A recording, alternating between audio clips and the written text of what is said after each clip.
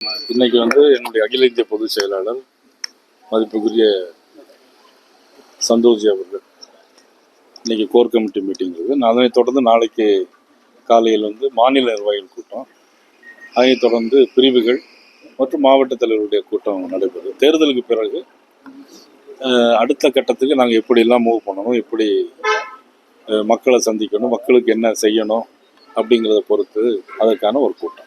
இல்லை, அடுத்தடுத்து தொடர்ந்து கோவையிலேயே வைப்பதற்கான காரணம் கடந்த முறை கோவையில் தான் சொன்னீங்க. தேர்தல் கோவையில் வைக்கிறதுக்குன்னு ஒரு பெரிய காரணம் இல்லை.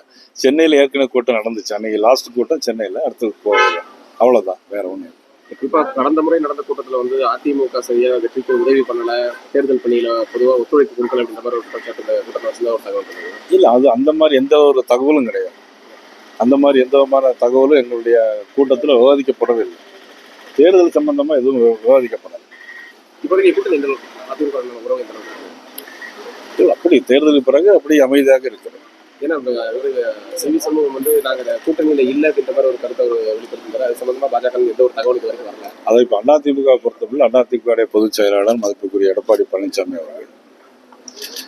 அவர்களுடைய தேர்தல் முடிந்த பிறகு அவர்களுடைய உள்கட்சி பிரச்சனை ஏற்பட்டிருக்கிறது. ஆக அதை குறித்து அதை இப்பொழுது நான் எதுவும் சொல்ல முடியாது.